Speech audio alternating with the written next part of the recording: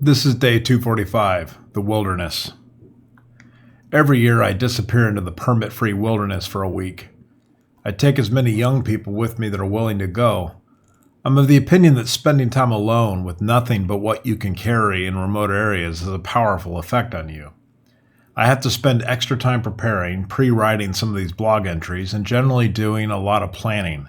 However, it is worth it. Being in the wilderness for several days is meaningful because it strips life down to what is real.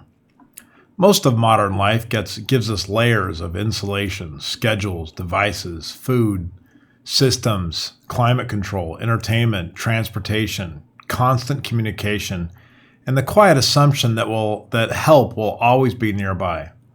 In the wilderness, much of that is gone, it disappears. What remains is simple, immediate, and very honest. You carry what you need. You feel the weather. You notice that the light changes all the time. You become aware of water, food, warmth, shelter, your own fatigue, and direction.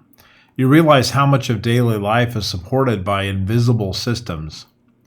The wilderness restores a sense of dependence and humility. It reminds us that we are not in control of everything. Wind, rain, darkness, terrain, temperature, hunger, and exhaustion do not negotiate. That can be uncomfortable, but it is also clarifying. It places us back inside creation rather than above it. It creates simplicity. For a few days, the questions become very basic. Where will we sleep? Do we have enough water? How far can we go? What do we need to carry? In that simplicity, the mind often becomes quieter. Many of the anxieties that dominate normal life they just feel less urgent.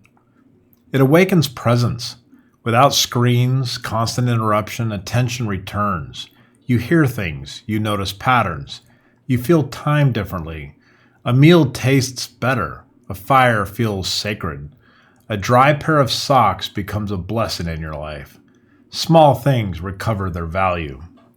It reveals capacity, carrying what you need, enduring discomfort, navigating uncertainty, and continuing forward when tired. All remind you of that you are more capable than your ordinary routine might suggest. The wilderness does not just test strength; it tests you. It teaches trust in your own resilience. The wilderness removes the excesses and returns to the essentials: body, breath, earth, need, gratitude, courage, companionship, and of course, God's creation. Finally, it often produces a kind of spiritual reordering, not necessarily in a dramatic way, but in a quiet one. You return with a changed sense of proportion. The world feels bigger. Your problems may feel smaller. Gratitude becomes easier. Comfort feels less like an entitlement and more like a gift. I think about this as I prepare to leave again. The planning takes time, the writing ahead takes effort, but when I return, I remember why it matters. The wilderness is meaningful because it removes the excess and returns us to the essentials.